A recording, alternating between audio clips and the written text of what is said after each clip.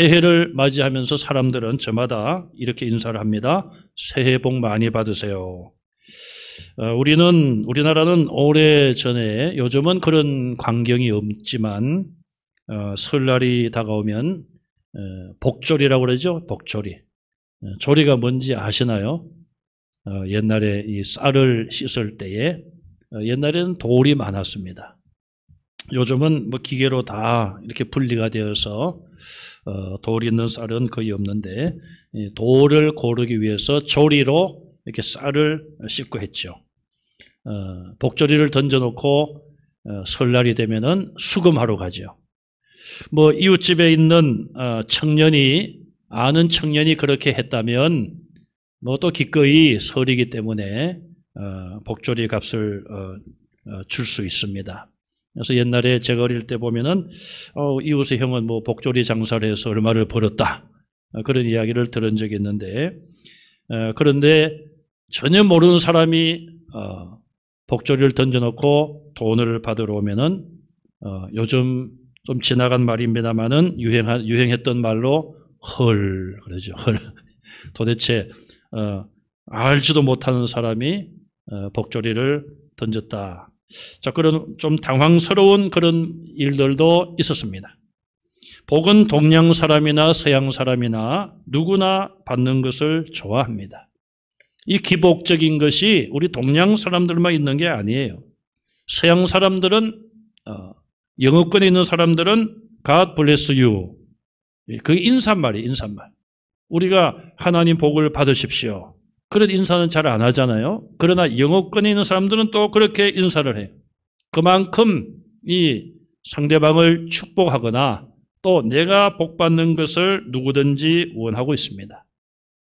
과연 복이란 것은 무엇일까요? 또 어떻게 해야지 복을 받는 것인가? 그 방법을 알면은 누구든지 복을 받을 수가 있겠죠. 예수님께서는 마태복음 5장 3절에서 12절까지 복 있는 자에 대해서 말씀하고 있어요. 성경은 우리가 생각하는 것보다도 훨씬 더 많이 복에 대해서 말씀을 하고 있습니다. 시편 1편에도 복 있는 자는 그렇게 시작을 하잖아요. 그리고 오늘 이 산상수훈 가운데 예수님께서 마태복음 5장, 6장, 7장을 말씀하시면서 가장 먼저 말씀하신 것이 이런 자는 복 있는 자다. 그렇게 말씀을 시작을 하고 있습니다. 우리는 예수님의 이 복에 대한 말씀을 팔복이다, 그렇게 알고 있는데, 가만히 11절 하반절에 가서 보면은 너희에게 복이 있나니, 그래서 팔복에다가 플러스 1 해서 구복으로 볼 수도 있는 거예요. 10절과 11절을 합치면은 8절이 되는 것이고, 이걸 서로 떼놓으면은 9가지 복 있는 자에 대한 말씀입니다.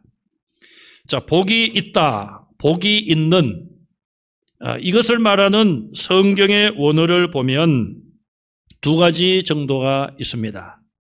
신약 성경이 기록된 문자는 헬라어예요. 헬라어. 그리스어라고도 말하죠. 구약의 성경을 기록한 문자는 히브리어입니다. 자, 이 헬라어로 이 복이 있다, 이 말은 율로게오, 그런 단어를 씁니다. 율로게오. 히브리 언어로는, 구약의 언어로는 벨라카라는 단어를 씁니다.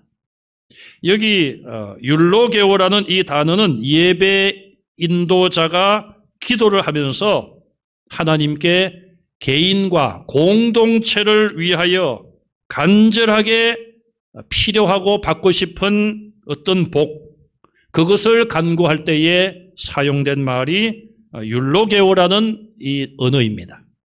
예를 들면은 오 주님, 병자들에게 복을 주소서, 복을 주소서. 여기 쓴 말이 율로게오. 이 말은 치료해 주십시오, 그런 뜻이죠. 또 오 주님, 이 어린이들에게 복을 주소서. 이렇게 기도할 때에 기원하는 뜻으로 복이란 말을 썼습니다. 2번째, 이 복이라는 단어, 복이 있다, 복이 있는이라는 단어로 헬라어의 마카리오스라는 말을 썼습니다. 마카리오스. 히브리 말로는 아시르라는 단어예요. 이것은 기도의 일부가 아니고 복을 구하는 말이 아니라 이미 행복 혹은 그 사람 가운데 복이 존재하고 있다. 그런 상태를 나타내는 말이 마카리우스라는 말이에요.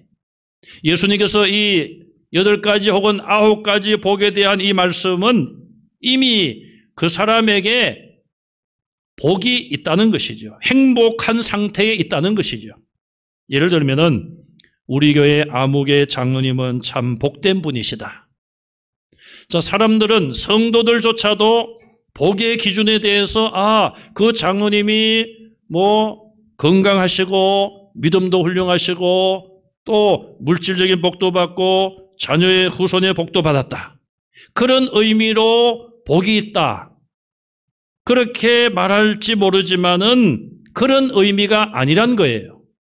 이 성경이 말씀하고 오늘 예수님이 말씀하는 이 복 있는 자, 이 뜻은 이미 그 장로님은 이미 복된 존재라는 것입니다. 뭐가 많이 있고 하나님께 뭘 많이 받고 그래서 사람들이 복된 사람이다. 참 행복하겠구나. 그런 평가가 아니라 이미 하나님 앞에서 그런 장로님의 인격과 삶 자체가 복된 그런 상태에 있다는 것입니다. 예를 또 하나 들면은 3번째 복은 마음이 온유한 자는 복이 있다. 온유한 자는 복이 있나니 땅을 유업으로 얻는다. 이 말은 마음이 온유해지면 땅을 얻는다는 뜻이 아니에요. 내가 땅이 하나도 없는데 좀 온유한 마음을 가져볼까? 내 마음이 온유해지면 하나님이 땅을 주시려나? 그래서 그 사람이 열심히 마음이 온유하도록 막 노력을 해서 어느 정도 하나님의 기준에 온유해지면 그때 땅을 준다. 그런 의미가 아니란 거예요. 이미 그 사람은 마음 상태가 온유한 상태를 가지고 있다는 것을 말하는 것입니다. 다른 예를 들면은 아묵의 딸은 복이 있다. 왜냐하면 그 딸이 아버지의 농장을 유업으로 받을 수 있기 때문이다. 자, 이 말을 한번 생각해 보겠습니다. 자, 이 아무개의 딸은 자기 아버지가 농장의 주인이고 부자이기 때문에 미래의 어느 날 아버지로부터 그 농장을 다 물려받기 때문에 복이 있다. 그렇게 이해를 해서는 안 된다는 거예요. 이미 그 딸은 부자 아버지의 딸로서가 아니라 그의 모든 삶이, 그의 인격이 이미 복된 사람으로 살고 있다는 것이죠. 세상적인 기준이 아니라 정말 그 마음에 물질이 주는 그런 부유함으로 누리는 행복이 아니라 정말 하나님과의 관계나 이웃과의 관계에서 참으로 행복된 삶을 누리고 있는 그의 삶 자체가 사람들에게 존경을 받고 사랑을 받고 그 마음의 즐거움과 기쁨을 누린다는 삶의 그런 상태라는 것입니다. 여러분, 우리 사회에 권력이 있고 부가 있고 명예가 있고 과연 그것이 그들에게 진정한 행복이 될 수가 있겠습니까? 그러면은 그것이 진정한 행복이라면은 우리나라에서 제일 행복한 사람은 재벌 가족들이고 또 권력자들의 가족들이고 또 세상에서 명예적으로 이름이 나고 인정받는 사람들, 그런 사람들이 가장 행복할 거 아닙니까? 그러나 우리가 느끼고 깨달은 것은 그것이 진정한 행복이 아님을 알잖아요. 그래서 어떤 조건 때문에 복이 있고 그 조건 때문에 앞으로 더 큰 상을 받기 때문에 복이 있다. 그런 말이 아니란 것입니다. 그래서 예수님이 말씀하신 이 복 있는 자라는 것은 이런 조건을 갖추면 하나님이 이런 복을 주신다. 그런 해석이 아니라 이미 그 사람은 복된 존재로 살고 있으며 하나님과의 관계나 이웃과의 관계에서 참된 기쁨과 행복을 누리고 있다는 것입니다. 그러면 그 사람이 물질적으로 부족함이 있고 또 몸이 약하여 건강에 어려움이 있더라도 그 사람 마음속에 하나님이 주시는 참된 기쁨과 감사가 충만한 이미 복을 누리고 있다는 것이죠. 그런 자들이 될 때에 하나님께서 그들을 위하여 더 큰 은혜를 예비하신다는 것입니다. 그러면은 첫 번째 복 있는 사람에 대해서 살펴보겠습니다. 첫 번째 복 있는 자는 3절에 심령이 가난한 자라고 말씀을 하고 있습니다.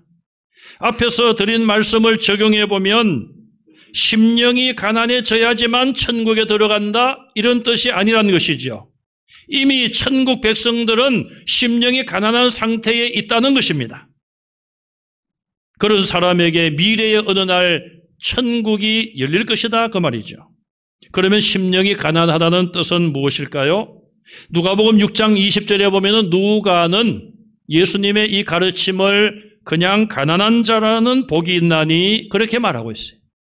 그러면은 누가의 기록에 의하면은 누가복음 6장 20절에 가난한 자는 복이 있다. 물질적으로 가난한 자는 복이 있다는 말인가? 오늘 예수님이 본문에서 심령이 가난한 자라는 것은 물질이 아니라 그런 마음이 가난하다는 뜻인가?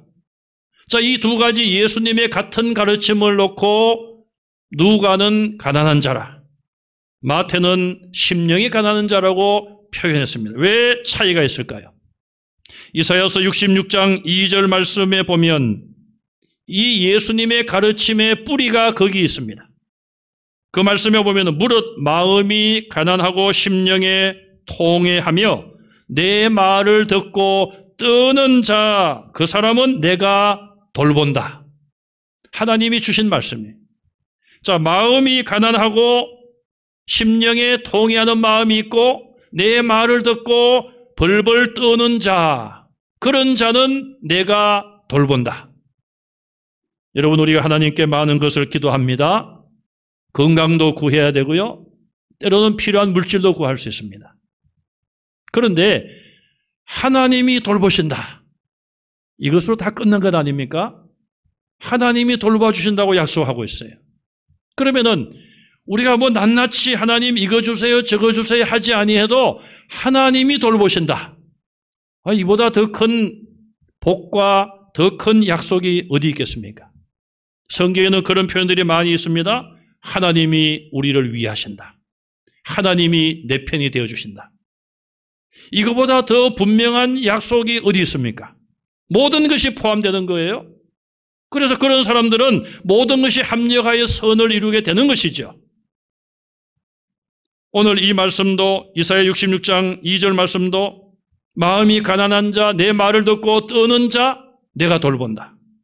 결국 예수님도 이사야 선지자처럼 이 심령이 가난한 자 혹은 누가가 기록한 가난한 자 이 의미를 마음이 가난한 자, 그는 또 어떤 특징을 가지고 있는가? 하나님 말씀을 들을 때에 여호와를 경외하기 때문에 벌벌 떠는 사람. 그런 사람을 하나님이 돌보신다고 말씀한 것이고 그런 심령을 가진 자가 이미 복된 자임을 말씀하고 있는 것입니다. 우리의 마음이 겸손하여 하나님의 존재에 대해서 생각만 해도 여호와를 두려워하는 마음을 가지고 하나님의 말씀 앞에 우리 자신들을 돌아보고 정말 하나님의 말씀 앞에 벌벌 떨 수 있는 그런 우리의 마음의 자세인가? 바로 그렇게 하는 자가 떠는 자들이 마음이 가난한 자라, 심령이 가난한 자라고 볼 수가 있습니다. 자, 그러면은 우리가 이것을 하나의 조건으로 생각해 보겠습니다. 심령이 내 마음이 가난해지면 천국이 내 것이다. 내가 천국 들어가기 위해서는 마음이 가난해져야 될 텐데 어떻게 하면 마음이 가난해질까? 앞으로 내가 좀 마음의 욕심도 버리고 노력을 해봐야지. 연습과 훈련으로 되겠습니까? 조금은 좋아질 수 있을지 몰라요. 그러나 사람의 힘으로는 사실 불가능한 거예요. 사울이란 청년을 한번 생각해 보겠습니다. 구약의 사울 말고 사도행전에 나오는 신약의 사울. 그는 예수님 만나기 전에 유대교의 골수분자였고 바리새인 중에 바리새인, 율법주의자 중에 율법주의자였습니다. 장래가 촉망되는 유대교의 지도자였어요. 그는 오직 교회를 무너뜨리고 성도들을 잡아가두고 죽이는 일에만 앞장을 선 사람이에요. 자, 이런 사울 그의 마음이 과연 심령이 가난하다고 볼 수 있습니까? 심령이 가난하고 마음이 가난한 거예요? 여호와를 두려워하고 있으며 하나님 말씀을 들을 때에 벌벌 떨고 있는 그런 상태입니까? 아니죠. 잘못된 율법주의자의 마음을 가지고 자기가 심판자의 위치에서 높은 위치에 서서 저 예수의 제자들, 예수를 따르는 교회들은 다 없애야 된다. 이런 마음을 가지고 살기 등등한 그런 마음과 그런 행동을 하고 있었습니다. 그런 자들이 인간의 노력함으로 인하여서 마음이 가난해질 수가 있겠습니까? 안 되는 것이죠. 그래서 하나님께서는 특단의 조치를 사용하셨습니다. 부활의 예수님이 그에게 찾아가셔서 직접 만나신 거예요. 빛나는 빛 가운데 찾아오신 예수님, 사울은 그 앞에 무릎을 꿇고 죽은 자처럼 된 거죠. 3일 동안 캄캄하게 눈을 뜨지 못했어요. 그렇게 완악하고 교만하고 자기 의와 자기 주장으로 꽉 찼던 이 사울이 예수님을 만남으로 성령님의 역사로 인하여 그가 바울로 바뀌어진 것이죠. 바뀌어진 바울은 어떻게 되었습니까? 마음이 겸손해졌습니다. 예수 그리스도께서 주신 사명을 생각하며 떨림과 두려움으로 그 일을 감당했어요. 누구보다도 겸손한 사람으로 변화되었습니다. 저와 여러분들도 내가 노력을 해서 내 마음이 가난해지자, 심령이 가난해지자, 그것도 필요한 것이겠습니다마는 더 중요한 것은 부활의 주님이 정말 나의 주인이 되시고 성령 하나님께서 내 가운데 뜨겁고 강하게 역사하심으로 내가 물 세례만이 아니라 성령의 세례를 받고 완전히 새 사람이 됨으로 인하여 나의 인간적인 모든 모습이 사라지고 주님을 닮아가는 나의 인격이 완전히 바뀌어지는 그런 중생의 체험, 새 사람이 되는 그 과정을 통하여 우리 모두가 심령이 가난한 성도들이 되시기를 간절히 바랍니다. 그렇게 변화되고 변화된 삶을 사는 자, 그들에게 장차 천국이 예비되어 있다는 거예요. 두 번째 복 있는 사람은 4절에 애통하는 자는 복이 있나니 그들이 위로를 받을 것임이라 말씀하고 있어요. 왜 애통해야 합니까? 왜 사람들이 이 세상에 살면서 왜 슬퍼합니까? 고난이 있기 때문에 그런 것이죠. 어려운 일들이 있으니까 슬퍼하고 눈물도 흘리는 거예요. 그리스도인들은 자기 자신들이 고난을 자처하라, 고난을 추구하라 그렇게 명령받지는 않았습니다. 그러나 성경은 우리에게 고난이 우리의 스승인 것을 기억하라고 말씀하고 있어요. 고난은 우리를 가르친다는 것이죠. 고난을 당할 그 당시에는 고난 때문에 슬프고 힘들고, 그러나 그 고난을 통한 유익과 교훈을 우리가 얻게 되기 때문에 우리는 고난을 당하면서도 낙심하거나 좌절할 필요가 없습니다. 고난에 대한 성경의 교훈도 많이 있습니다. 로마서 8장 18절에 현재의 고난은 장차 우리에게 나타날 영광과 비교할 수 없도다. 옛날 성경에는 좋게 비교할 수 없도다. 지금 내가 고난을 당합니다. 숨도 못 쉴 것 같고 죽을 것 같습니다. 힘들어합니다. 그러나 하나님은 우리에게 말씀하십니다. 그 현재 당하는 고난은 장차 네가 누릴 영광과 비교하면 아무것도 아니라는 거예요. 그러니 그것 때문에 너무 힘들어하지 말고 너무 슬퍼하지 말라는 것이죠. 오히려 그 슬픔 속에서 기쁨을 가지라는 것이죠. 왜? 유익이 있는 고난이니까. 시편 119편 67절에 고난당하기 전에는 내가 그릇 행하였더니 이제는 주의 말씀을 지키나이다. 내게 고난이 오기 전에는 내가 잘못된 길로 갔습니다. 그러나 고난을 통하여 슬픔을 통하여 내가 잘못된 것을 깨닫고 이제는 하나님 말씀을 지키고 있습니다. 고난의 유익이죠. 119편 71절에 고난당하는 것이 내게 유익이라 이로 말미암아 내가 주의 율례를 배우게 되었나이다. 고난을 통하여 하나님의 말씀을 배웠다는 것입니다. 고난은 우리에게 이익을 주고 이 약속을 붙잡고 우리는 슬픔 속에서도 장차 하나님이 주실 위로를 믿음으로 기다려야 하는 것이죠. 우리는 무엇 때문에 슬퍼합니까? 하나님의 말씀을 지키지 못한 것 때문에 슬퍼해야 합니다. 예수님이 제자들에게 주신 가장 큰 계명 두 가지가 있죠. 첫 번째 계명은 우리의 마음과 힘과 목숨과 뜻을 다하여 하나님을 사랑하는 것. 이것이 첫 번째 계명이에요. 자, 우리가 과연 이 첫 번째 계명을 내가 잘 지켰는가? 이 계명을 지키지 못한 것 때문에 우리가 애통해하고 슬퍼해 본 적이 있는가? 두 번째 계명은 무엇입니까? 내 이웃을 내 몸과 같이 사랑하라. 이웃을 그냥 사랑하는 정도가 아니라 내 자신처럼 내 몸과 같이 사랑하라. 두 번째 큰 계명이에요. 과연 내가 하나님 나는 이 계명을 지금까지 잘 못 지켰습니다. 그것 때문에 슬퍼하고 있는가? 우리 자신들을 한번 돌아볼 수 있기를 바랍니다. 우리는 지금까지 내 뜻대로 되지 아니하여 내가 겪고 있는 아픔이 너무 커서 그것 때문에만 슬퍼한 적은 없었습니까? 진정으로 나의 부족함과 나의 허물을 깨닫고 정말 가슴을 찢으며 마음을 찢으며 통회하며 하나님 앞에 회개해 본 적은 언제입니까?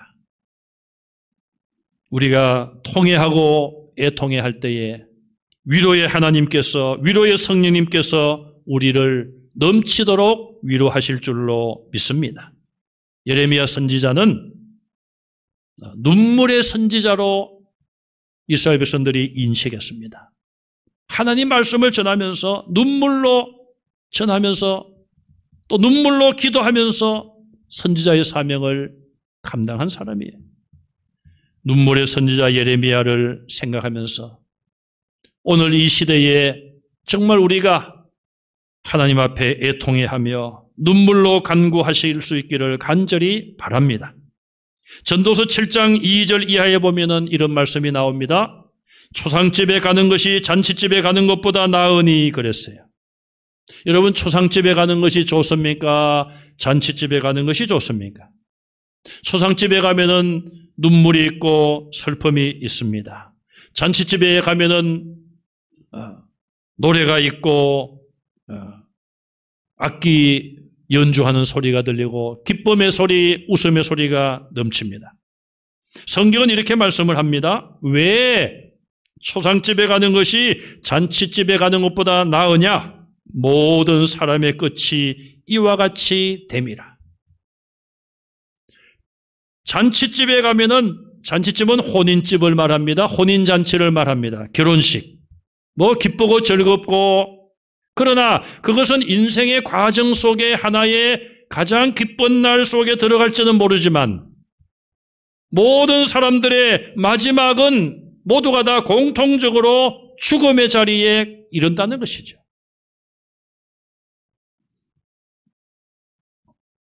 모든 사람의 끝이 이와 같이 됨이라. 산 자는 이것을 그의 마음에 둘지니라. 자, 살아있는 사람이 초상집에 가서 슬퍼하는 가족들을 위로하고 그 슬픔을 함께 나누면서 그 마음속에 무엇을 간직해야 되느냐? 모든 사람은 끝이 이와 같이 되는구나. 사실 젊은 청년들은 죽음에 대해서 생각을 잘 못하지 않습니까? 저도 20대, 30대, 40대까지도 죽음에 대해서 심각하게 생각해 본 적이 없는 것 같아요. 물론 장례식에 가면은 죽음이 주는 교훈을 통하여서 우리 마음이 겸손해지는 것이고 우리를 돌아볼 수는 있지만은 아무래도 청년이나 젊을수록 죽음에 대한 생각은 우리가 하지를 못할 것입니다. 그러면은 우리가 늘 죽음을 생각해야 되고 늘 우울해야 되느냐, 그런 뜻일까요? 하나님을 안 믿고 부활을 안 믿는 자들은 죽음에 대해서 생각을 하면 늘 우울해지고 허무함을 느끼게 되고 그럴 거예요. 그러나 죽음 이후에 부활을 믿고 예수님의 부활을 믿고 예수님 재림하실 날에 영생할 몸으로 부활하여 질병도 없고 아픔도 없고 죽음도 없는 늙지도 아니하는 그런 몸으로 천국에서 영원히 산다. 이 약속을 분명히 믿는 성도들은 죽음을 생각할 때에 조금 더 우울해할 필요가 없는 것입니다. 그래서 사도 바울은 말하기를 내가 죽으면 주님께 간다. 나는 정말 그렇게 되기를 더 원한다. 그러나 하나님이 내게 생명 주시면은 내가 살아도 주를 위해서 살고 먹든지 마시든지 주의 영광을 위해서 살겠다. 이것이 진정으로 죽음을 생각하는 성도들의 삶의 자세인 거예요.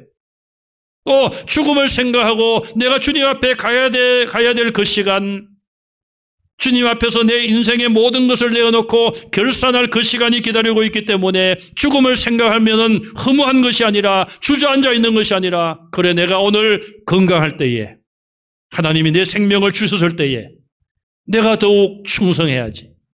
더 열심히 일하게 되는 것이죠.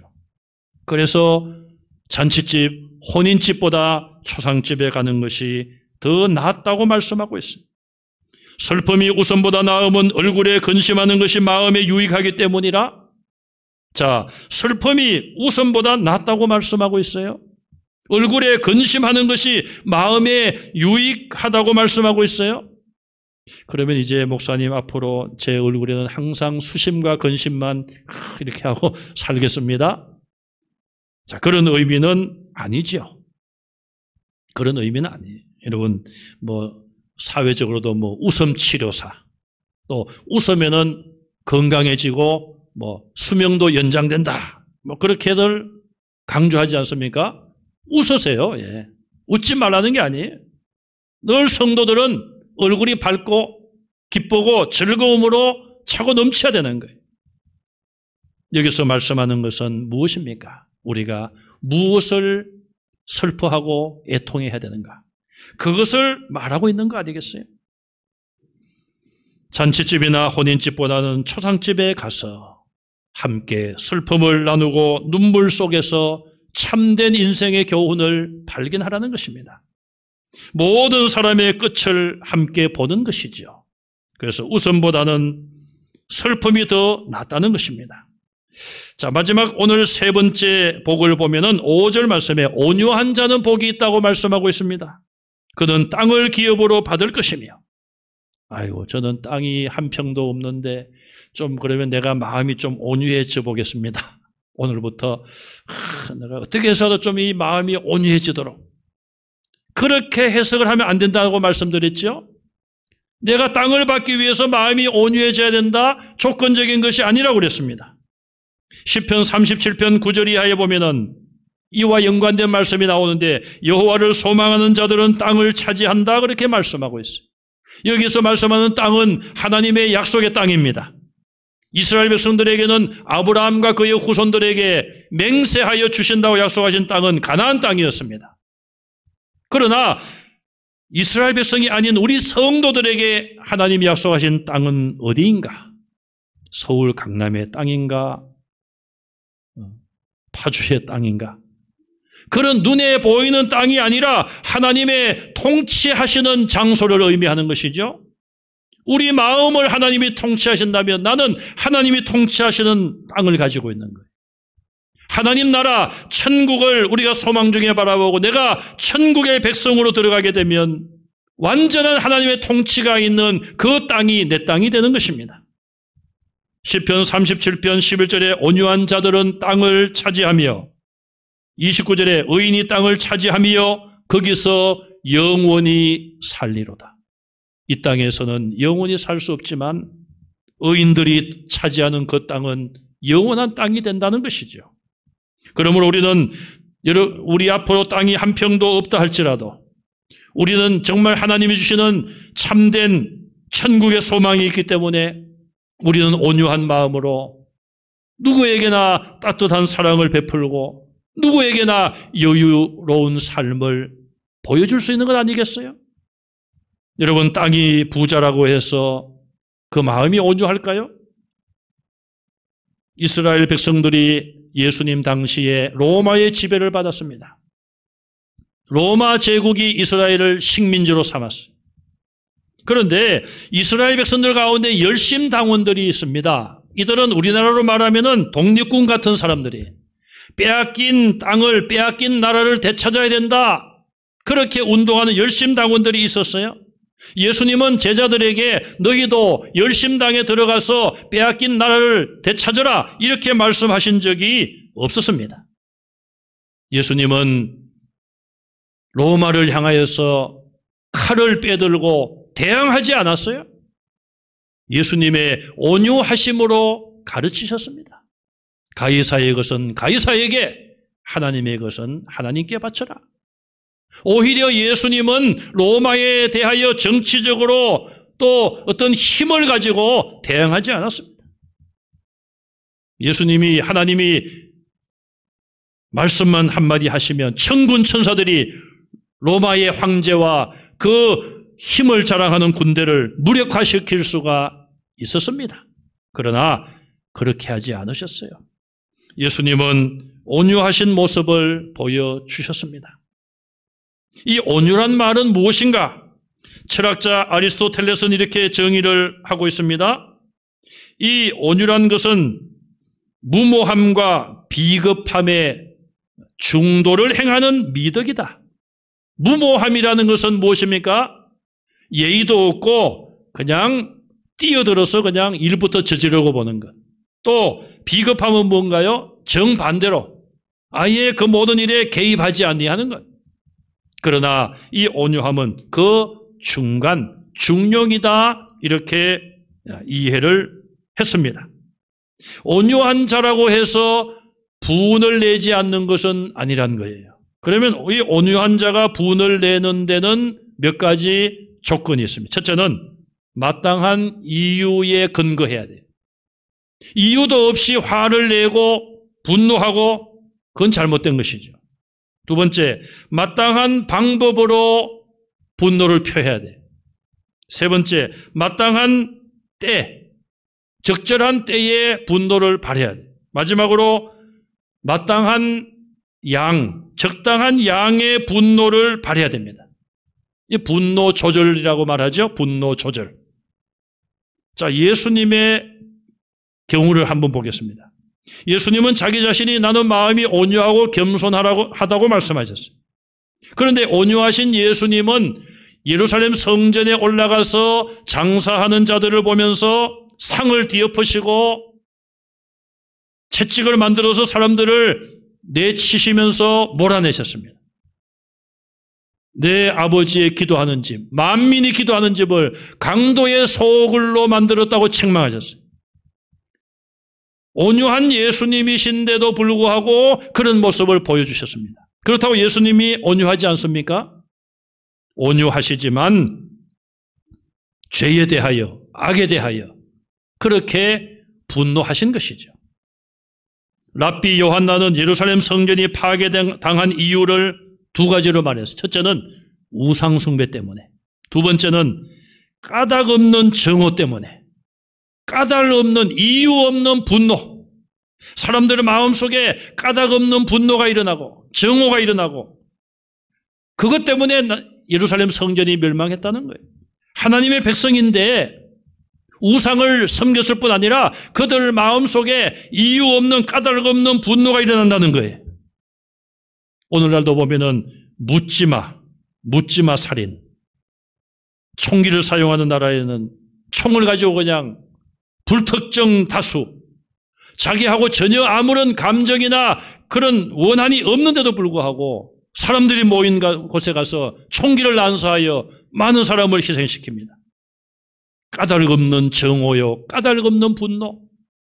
마음이 온유한 것과 완전히 반대에 있는 그런 상황이기 때문에 그런 일들이 일어난다는 거예요.